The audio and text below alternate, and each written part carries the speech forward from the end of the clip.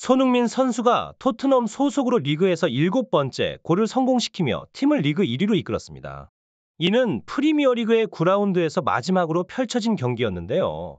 맨체스터 시티, 리버풀, 아스날 등 다른 팀들도 이 경기에 촉각을 곤두세울 수밖에 없었습니다.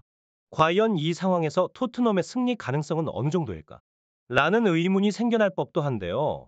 많은 전문가들은 토트넘의 승리 확률을 60%, 패배 확률은 20% 정도로 점쳤습니다. 개인적으로는 조금 더 긍정적으로 승리 확률을 80%, 패배 확률을 1%로 보았는데 결과는 토트넘의 2-0으로 완벽한 승리로 끝났습니다. 이로써 토트넘은 2경기 연속으로 클린시트를 기록하며 3연승 행진을 이어갔습니다. 현재 승점 23점으로 2위인 맨체스터 시티와는 2점 차이가 나며 더욱 놀라운 것은 9경기 연속으로 2골 이상을 기록한 것입니다. 경기 전 누가 출전할지 예상해보는 것도 흥미로웠는데요. 엔지 감독은 인터뷰를 통해 국가대표 선수들이 모두 팀에 복귀했고 큰 부상자는 없다고 밝혔습니다. 그래서 핵심 선수들이 출전할 것으로 예상되었죠. 다만 한 자리가 누구에게 돌아갈지 궁금증을 자아냈습니다. 그리고 경기 시작 1시간 전에 라인업이 공개되었을 때 엔지 감독은 히샬리송을 선택하여 그에게 신뢰를 보냈습니다.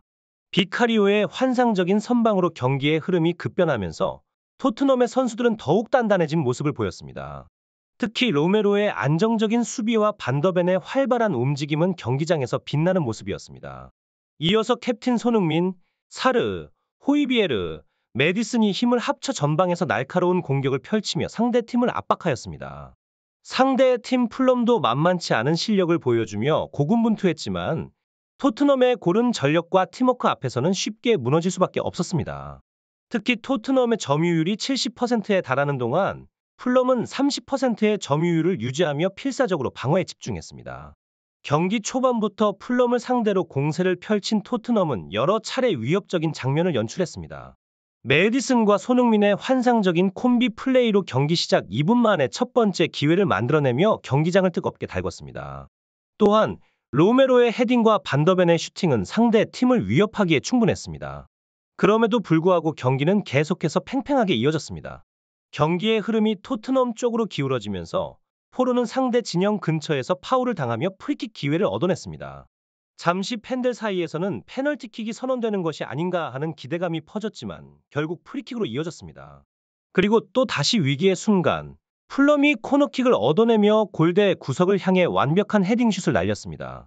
이때 비카리오의 놀라운 선방이 빛을 발하며 토트넘을 위기에서 구해냈습니다. 그의 선방은 정말로 신들린 듯한 모습이었고 팬들을 환호하게 만들었습니다. 이후 토트넘은 경기의 주도권을 더욱 굳건히 잡아가며 상대를 압박했습니다. 특히 호이비에르가 교체 투입되어 중거리 슛으로 상대 골문을 위협하며 경기의 템포를 끌어올렸습니다. 그리고 드디어 전반 35분 토트넘의 공세가 결실을 맺으며 득점에 성공하였습니다. 손흥민의 발끝에서 시작된 득점 장면은 정말이지 감탄이 절로 나오는 순간이었습니다. 토트넘이 풀럼을 상대로 강한 압박을 가하던 중 리그에서 스프린트 속도 1위를 차지하고 있는 손흥민이 상대 골키퍼와의 거리가 멀어도 불구하고 주저하지 않고 압박을 가해 나갔습니다. 그리고 이때 손흥민 혼자만이 아니라 팀 전체가 함께 호흡을 맞추며 압박을 실시했고 이 결과 패스미스를 유도해내며 기회를 창출했습니다. 그리고 그 기회를 반더벤이 놓치지 않고 다이렉트로 연결, 흐름을 이어갔습니다. 이때 볼을 받게 된 선수는 바로 히샬리송이었습니다. 그는 곧바로 중앙에 위치하고 있던 손흥민에게 볼을 연결해주며 이번 시즌 주급 2억 원, 즉 13만 파운드의 가치를 여실히 보여주었습니다. 손흥민은 이 패스를 받아 상대 센터백을 완벽하게 속이며 오른발로 골대 오른쪽 상단을 향해 강력한 슈팅을 날렸고 그대로 골망을 흔들었습니다. 손흥민의 이 득점으로 토트넘은 리그 1위에 오르게 되었고 이 순간 팬들은 손흥민의 무릎 세레머니와 함께 경기장을 가득 채운 열광으로 화답했습니다.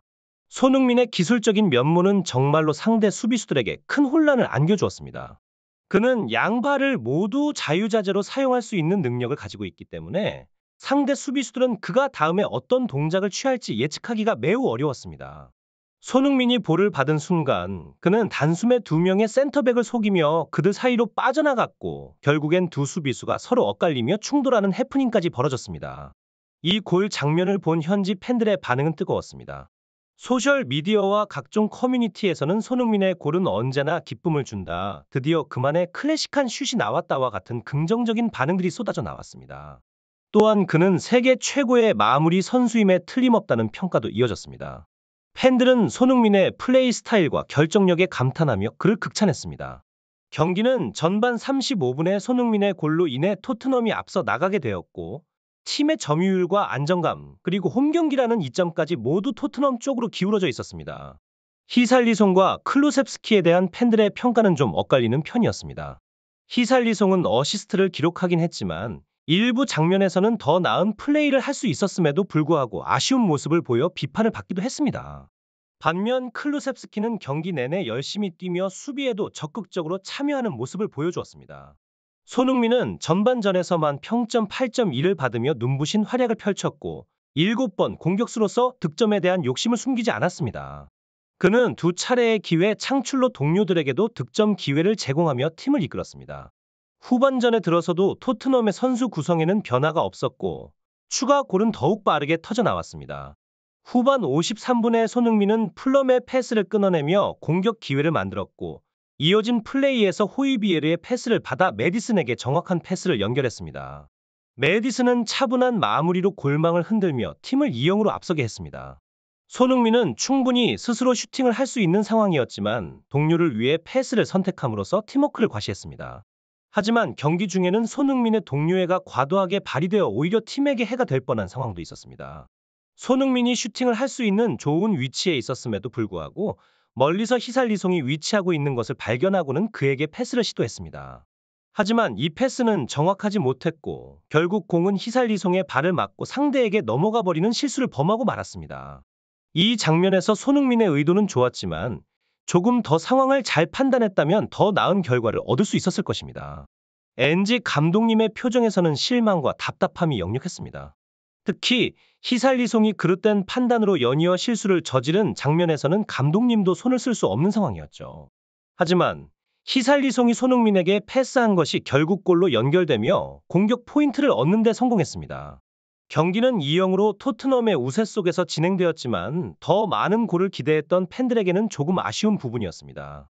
후반 74분경 토트넘의 공격진은 체력적으로 힘들어하는 모습이었지만 끝까지 포기하지 않고 압박을 가하며 공격을 이어갔습니다.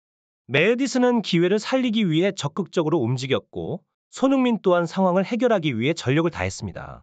하지만 두 선수가 서로를 의식하지 못하고 충돌하면서 아쉽게도 득점 기회를 놓치고 말았습니다.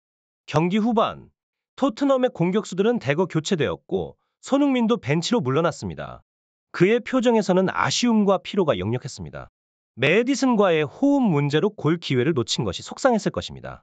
하지만 감독의 판단 하에 그를 교체해 쉬게 한 것은 결국 그에게 필요한 휴식을 제공한 적절한 조치였다고 볼 수 있습니다.